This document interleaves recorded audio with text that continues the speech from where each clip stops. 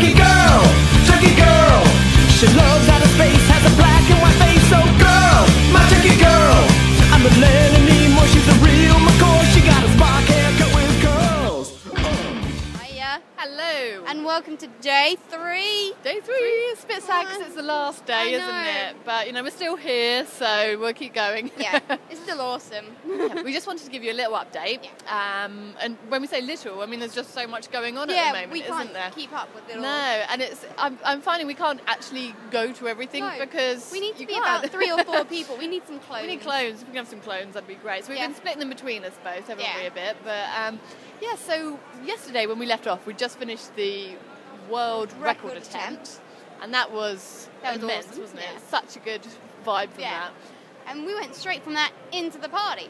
Yeah. And who wouldn't want that? And actually, I think that was actually quite a good mix because people were really buzzing from beating the record. And yeah, going straight into that was a really good move. Yeah, it's a really good move. So there was a really good vibe, but a much different vibe from the Klingon party. I was going to say, definitely so. I love the fact there were bumper cars in there. I really wish we had more time to have a go. I know, that was really random. Like we heard there were going to be dodgems, and I was like, okay, how's that going to work? But they were actually there, like funfair style ones. So that was quite immense, wasn't it? Yeah. So yeah, really good party. Avery Brooks performed. Yeah, such an incredible man. My God. We were very lucky to have seen that. Yeah. That's a very rare treat. Yeah, definitely so. And voice is just incredible. Yeah. Because I wondered how British fans would react to Avery. I think William Shatner made he sort of says, he's a special guy. Yeah. He is. He's very emissary-like. I think Avery Brooks would be much more comfortable as the emissary than Cisco ever was. Yeah. So, but, we soaked it up. We loved it. I don't quite know what sort of music it was. No, we need a shout-out. Tell us what it was, because we just don't know. Yeah, we'd quite like to hear it again if he's got any available. So that'd be nice. And then Chase came on, Chase Masterson. Yeah. And we love her. We love her. She won everyone over with her magnetic personality. Exactly. And incredible voice. Yes.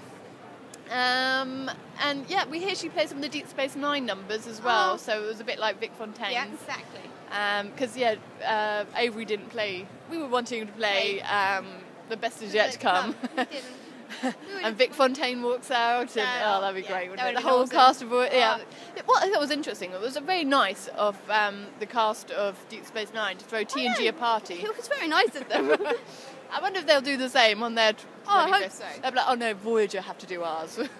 Get me Kate Mulgrew to sing me a song, That's probably how it works. There's all this business behind the scenes about who has to go to this. You go to this party and sing for me, and I'll come to that one and sing for you. So yeah, it seems to be the pecking order, doesn't it? Yeah. Each crew goes one before it. Yeah. So that was a really good night. And then Dominic Keating came on. Yes. He did a comedy routine. He did indeed. Now at this point we weren't in a good way, were we? We know. We'd found the bar and been on the blood wine and the Romulan ale, and we were just. We lost our professionalism a bit. Yeah, our dignity. Our respect. My liver. We were screwed. Yeah. And it went a bit downhill. So we kind of slightly missed Dominic Keating's stand-up routine. Sorry, Dominic. But we'd like to hear some feedback. We've had some already. It sounds like it was interesting. Yeah. Crude, I think is the word. Yeah. That's the word we mostly hear. Yeah, so that always reminds me of 7 and 9, the word crude. Crude but efficient. That's what it was. Were you crude but efficient last night, Dominic? Now we know. He's a bit of it. Teresa, our yeoman. We're looking at you. She got a little kiss. We're uberly jealous right now. From Dominic, and she hasn't stopped talking about it ever since. No, there's still a huge smile on her face right now. Yeah. We were kind of talking the other day, we were talking about all the people we've seen and all this, and I was on the phone to my husband saying, met William Shatner and Walter Koenig, and she was like, tell them about Dominic and the kiss. I'll have a sandwich for lunch and Dominic kiss me. She's gonna muck up the recording now for us, She stopped recording right now. And then so I had about an hour's sleep and got here this morning to do our panel on the rise of the female geek. And went really well. It was really nice to meet some of our followers as well. That was really good. Nice. And like some of the people we follow back, we've been talking to someone.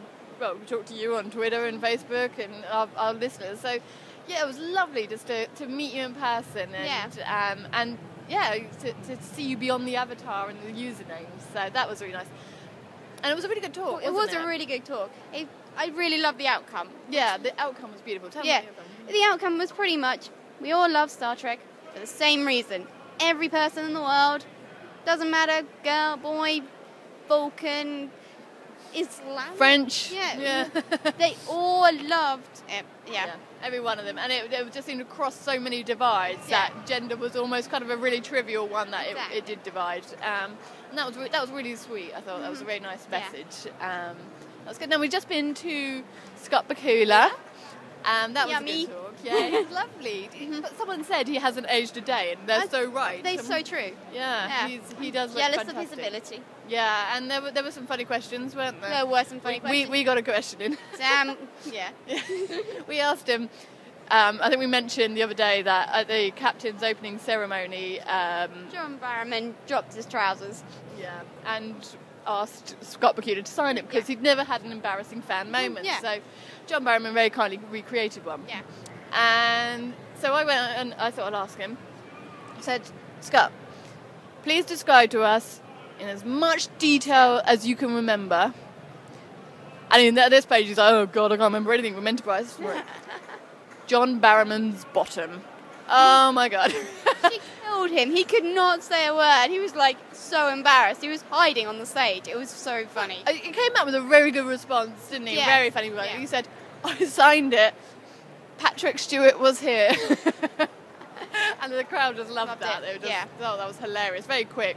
But yeah, after that, I think it started to resurface, didn't it? I could see him having flashbacks. Yeah. And, I sort of wanted to ground him and, give him a little hug, tell him it will be okay. And we'll happily take the memory away from you, Mr. Bakula. If you want another bottom in your face? We can do that. You volunteer as tribute. So that's been our day so far. And now I don't know what we're on to next. It's, we've got more panel talks. We've got I don't know what else we do. We're going to try and get some signatures. We haven't got any autographs yet, so we need to do some regular things that you do at conventions, like get autographs. And we'd quite like to meet some of you guys, so we're going to go and wander around later and speak to you. So thanks for watching. Thank you. Bye.